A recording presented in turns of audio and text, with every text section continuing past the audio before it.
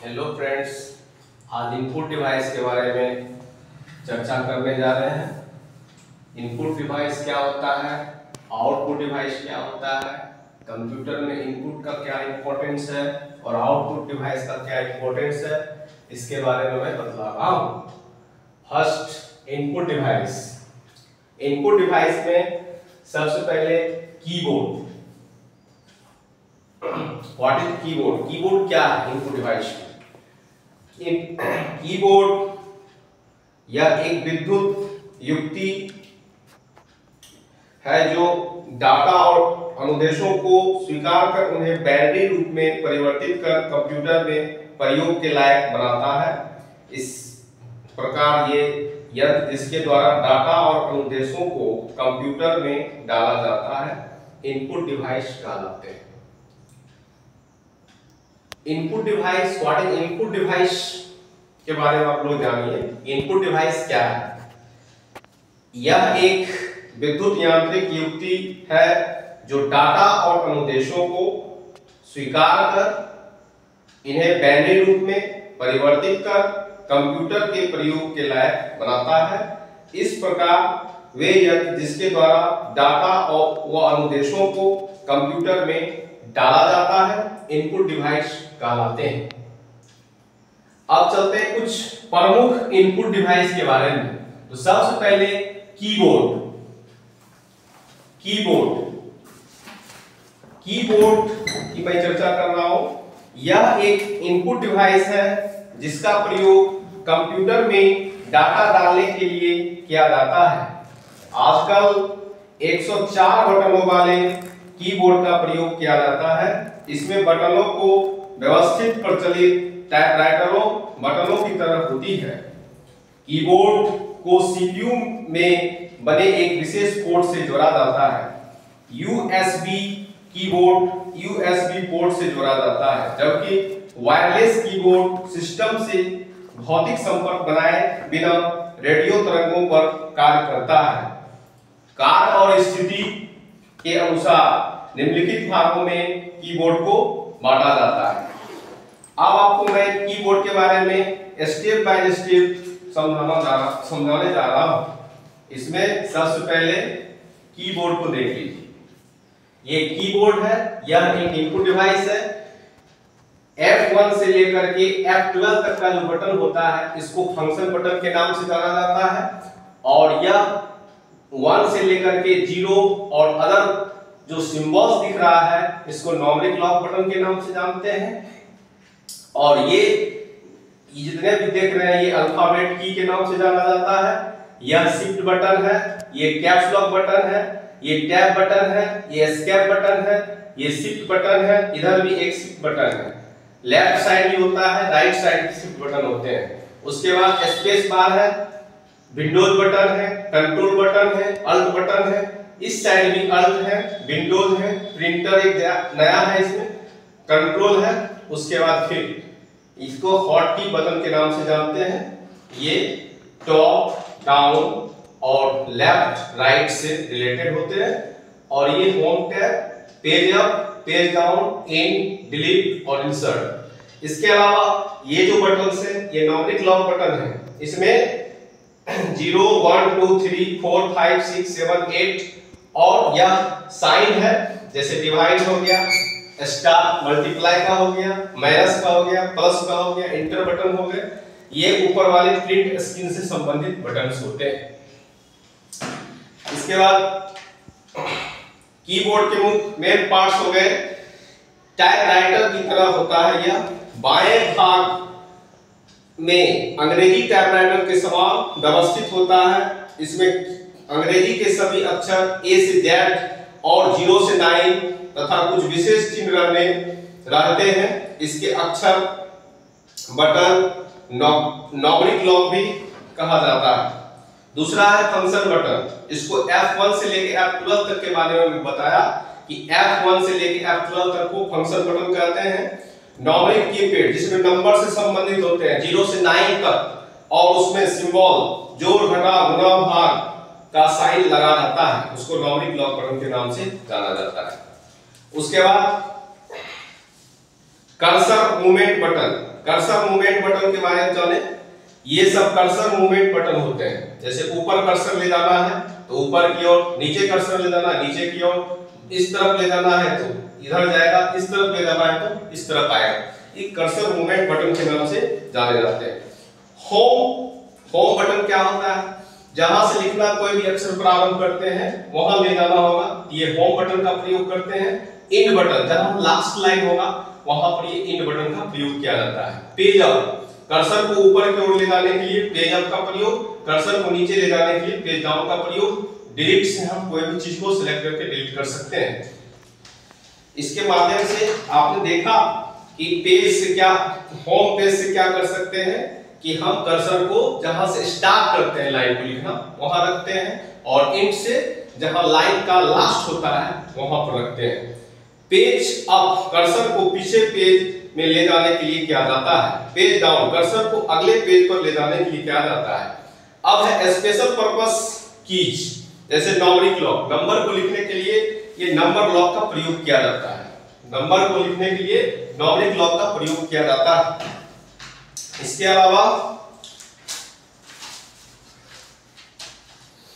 Shift की, यह इसे संयोजन कॉम्बिनेशन कीज के नाम से जानते हैं। इसका उपयोग किसी और बटन के साथ किया जाता है। किसी बटन को दो चिन्ह में रहते हैं, शिफ्ट बटन के साथ उस बटन को दबाए, उस पर ऊपर चिन्ह टाइप होता है, उस बटन को अकेले दबाने पर नीचे लिखा चिन्ह आता है। उसके बाद टैब बटन, यह कर्सर को एक निश्चित दूरी जो रूलर द्वारा तय की जा सकती है। रिटर्न या एंटर एक ही बटन है। कंप्यूटर को दिए गए निर्देशों में कार्यान्वित करने के लिए स्क्रीन पर टाइप डाटा को कंप्यूटर में भेजने के लिए इंटर बटन का प्रयोग किया जाता है। एस्केप, इस बटन का प्रयोग पिछले कार्य को समाप्त करने और चालू प्रोग्राम को बाहर करने के लिए किया जाता है। बैक स्पेस के माध्यम से हम पीछे करते हैं कर्सर को या मिटा सकते हैं। डिलीट के माध्यम से डिलीट करने का काम करते हैं। लिखा हुआ जो भी मेरा शब्द, लाइन, पैराग्राफ रहेगा उसको हम डिलीट कर सकते हैं। प्रिंट स्क्रीन बटन, इस स्क्रीन से आप जो कुछ भी दिख रहा है वह प्रिंट किया जा सकता है। स्क्रॉल लॉक बटन, इस बटन को दबाने से कंप्यूटर स्क्रीन पर जो सूचना एक स्थान पर रुक जाती है, सूचना को फिर से शुरू करने के लिए बटन दोबारा दबाया जाता है। पाउज की, इसका कार्य स्क्रॉल लॉक बटन जैसा ही होता है। किसी भी दूसरे बटन को दबाने पर सूचना पुनः आनी शुरू हो जाती है। उसके बाद है कंट्रोल एंड अल्ट कीज, ये दो अलग अलग बटन हैं। इसका प्रयोग बहुधा किसी अन्य बटन के साथ मिलाकर विशेष कार्य के लिए किया जाता है। इसका उपयोग सॉफ्टवेयर के अनुसार बदलता रहता है। कंट्रोल प्लस अल्ट बटन और डिलीट, इन तीनों बटनों को एक साथ दबाने पर कंप्यूटर में चल रहे प्रोग्राम बंद हो जाते हैं। शिफ्ट की, ये उपयोगकर्ता जो दो या दो से अधिक बटनों को एक साथ दबाए रखकर असुविधा महसूस करते हैं, इसकी सुविधा के लिए स्टिक बटन का प्रयोग किया जाता है। मॉडिफायर की, कंट्रोल, शिफ्ट और अल्ट, विंडोज की को लगातार 2 बार दबाकर तब तक सक्रिय कर सकता है जब तक दूसरा बटन ना दबाया जाए। स्टिक की, इस सुविधा को चालू करने के लिए शिफ्ट बटन को 5 बार लगातार दबाते हैं, जिसे बंद करने के लिए दोनों शिफ्ट बटन को एक साथ दबाते हैं। अब नेक्स्ट पॉइंट है माउस। माउस क्या है? यह एक इनपुट डिवाइस है जिसे पॉइंटिंग डिवाइस भी कहा जाता है। ग्राफिकल यूजर इंटरफेस के प्रयोग से इसका महत्व बढ़ गया है। माउस में 2 बटन होते हैं, एक लेफ्ट होता है, दूसरा राइट होता है। माउस 2 या 3 बटन भी हो सकते हैं, बायां, दायां और सेंटर। ये लेफ्ट, राइट और सेंटर बटन भी कहलाते हैं। ये 3 बटन का अलग अलग काम है। लेफ्ट बटन क्लिक करने के लिए, डबल क्लिक करने के लिए, पॉइंट और ड्रैग का काम करने के लिए किया जाता है। और राइट बटन यह विशेष कार्य जैसे डायलॉग बॉक्स खोलना, प्रॉपर्टीज देखना आदि के लिए काम किया जाता है। और सेंटर बटन इसे स्क्रॉल बार भी कहते हैं, इसका प्रयोग किसी डॉक्यूमेंट को, पेज को आगे पीछे किया जाता है। उसके बाद पॉइंट एंड सिलेक्ट, इसका करने के लिए किसी स्थान पर ले जाकर अगर वह हाथ का हो जाए तो पॉइंट कहते हैं, किसी स्थान पर अगर वह आइकन या टेक्स्ट के रंग में परिवर्तन हो जाए उसको सेलेक्ट कहा जाता है।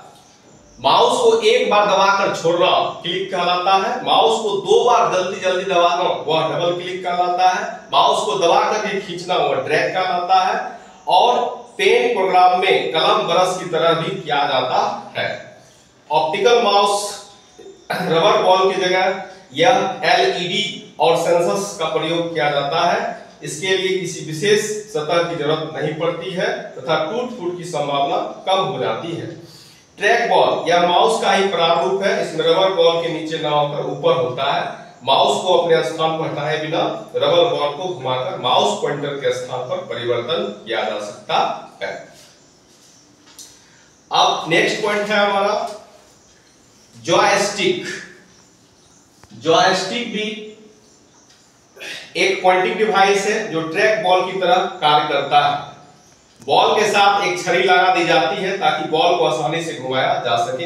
इसका प्रयोग वीडियो गेम, सिमुलेटर, प्रशिक्षण आदि में किया जाता है। लाइट पेन लाइट पेन क्या है?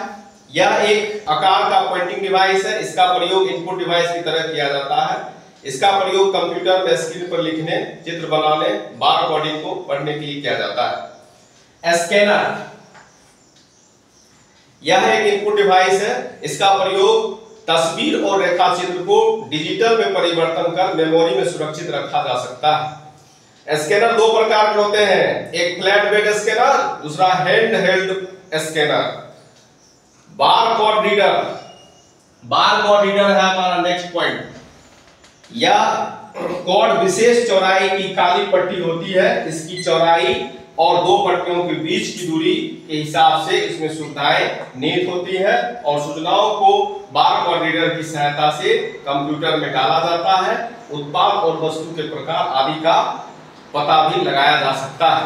उसके बाद है माइकर। माइकर देखिए, माइकर क्या है? MICR magnetic ink character recognisation. इसका प्रयोग विशेष चुंबकीय स्याही विशेष तरीके से लिखे अक्षरों को कंप्यूटर के जरिए पढ़ने के लिए किया जाता है। इसका प्रयोग बैंकों, चेक, ड्राफ्ट आदि में किया जा रहा है। इसमें कम से कम समय में बड़ी मात्रा में चेक, ड्राफ्ट का भुगतान करने और नकल रोकने में मदद मिलती है। नेक्स्ट पॉइंट है punch card reader. Punch card reader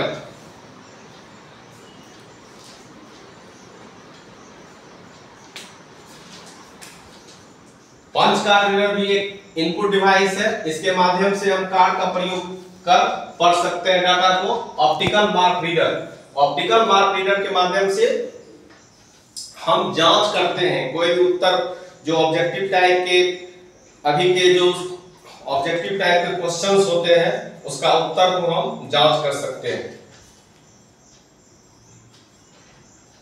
एक इनपुट डिवाइस है जो विशेष प्रकार के संकेत चिन्हों का पढ़कर कंप्यूटर द्वारा उपयोग के योग्य बनता है। आजकल वस्तुनिष्ठ पुस्तिकाओं को जांच करने के लिए इसका प्रयोग किया जाता है। ये ऑप्टिकल मार्क रीडर है। उसके बाद ऑप्टिकल कैरेक्टर रीडर इसका प्रयोग विशेष चुंबकीय स्याही, आयरन ऑक्साइड की विशेष तरीका से लिखे अक्षरों को कंप्यूटर के जरिए पढ़ने के लिए किया जाता है। उसके बाद है डिजिटल कैमरा। इसके माध्यम से हम फोटो को आसानी से खींच सकते हैं। यह समान कैमरे की तरह होता है। इसमें कंप्यूटर जोड़कर इनपुट डिवाइस की तरह प्रयोग किया जाता है। उसके बाद है टच स्क्रीन क्या है? एक आसान इनपुट डिवाइस है। कंप्यूटर स्क्रीन पर उपलब्ध विकल्पों में से किसी एक को छूकर निर्देश दिया जा सकता है तथा कार्यक्रमों को क्रियान्वित किया जा सकता है। उसके बाद है माइकर। ये माइक है। कंप्यूटर में मल्टीमीडिया की विकास से आवाज की रिकॉर्ड करने के लिए माइकर का प्रयोग इनपुट डिवाइस के रूप में होता है। उसके बाद है speech recognisation system. Speech recognisation system क्या है? इसके माध्यम से हम बोलकर डाटा को कंप्यूटर में डाला जा सकता है। हालांकि वर्तमान में इसका प्रयोग सीमित है, पर भविष्य में इसके विकास की संभावनाएं विद्यमान है।